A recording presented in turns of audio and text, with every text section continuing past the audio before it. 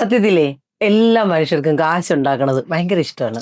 ഒരാളും കാശ് വേണ്ടാന്ന് വിചാരിക്കുന്ന ആൾക്കാരല്ല. പക്ഷെ മണിയെ സംബന്ധിച്ച് നിങ്ങൾ മനസ്സിലാക്കേണ്ട 5 സത്യങ്ങളാ. ഒന്നാമത്തെ കാര്യം എന്ന് പറയുമ്പോൾ, ഭയങ്കരമായിട്ട് സാലറി ഒക്കെ കൂടുതൽ കിട്ടിക്കഴിഞ്ഞു കഴിഞ്ഞാൽ പിന്നെ അങ്ങോട്ട് അടിപൊളിയാവുമെന്ന് പല ആൾക്കാരും വിചാരിക്കാറുണ്ട്. പക്ഷേ ഈ പൈസ കൂടണതിന് വെച്ചിട്ട് ഒരാൾക്കും പ്രോബ്ലം ആണ് പലപ്പോഴും കൂടുതൽ വരിക. കാര്യം എന്താണെന്നറിയാമോ, മണിയെ മാനേജ് ചെയ്യാൻ നമുക്ക് പറ്റിയില്ലെങ്കിൽ എത്ര കൂടുതൽ കാശ് കിട്ടിയാലും അത്രയും പ്രോബ്ലത്തിലേക്ക് നമ്മൾ പോയി വിടുക ചെയ്യണേ. അത് മനസ്സിലാക്കുക. രണ്ടാമത്തെ കാര്യം എന്താണെന്നറിയാമോ, പല ആൾക്കാരും പറയുവേ, ഓ അവന്റെ ഒരു ലക്ക് കണ്ടില്ലേ. സത്യം പറഞ്ഞത് ലക്കൊന്നുമല്ല, അവന് ഫിനാൻഷ്യൽ ഡിസിപ്ലിൻ ഉള്ളതുകൊണ്ടാണ് അവൻ അത്രയും ജനറേഷണൽ വെളുത്തിലേക്ക് പോണത്. അതൊരു സ്കില്ലാണ്. അപ്പൊ അത് പഠിക്കണം. ഒരാൾക്കും ഒരു ലക്ക് ആവശ്യമില്ല. നിങ്ങൾ ജോലി എടുക്കാൻ തുടങ്ങണ അന്ന് തന്നെ നിങ്ങളുടെ ഒരു റിട്ടയർമെന്റിലേക്ക്, നിങ്ങളുടെ ഇൻവെസ്റ്റ്മെന്റിലേക്ക് നിങ്ങൾ എത്ര നേരത്തെ ഇൻവെസ്റ്റ് ചെയ്യണോ, കാത്തിരിക്കാൻ റെഡി ആവണോ, നിങ്ങളുടെ ലൈഫ് അത്ര ഈസിയർ ആവും. എഗെയിൻ കംഫർട്ടബിൾ ആയിട്ട് ജീവിതത്തിൽ പോണ ഒരാളും തകർന്നേ ജീവിക്കാറുള്ളൂ. അവന്റെ ബാങ്കിൽ ഒരു പൈസ ഉണ്ടാവില്ല. പക്ഷേ കംഫർട്ട് സോണിനെ ബ്രേക്ക് ചെയ്തിട്ട് ഗ്രോത്തിലേക്ക് പോണ ഒരാള് അവൻ സക്സസ് ബിൽഡ് ചെയ്യും. കാര്യം എന്താ പറയുക, റിച്ച് ആവും. കാര്യം അത് അവന്റെ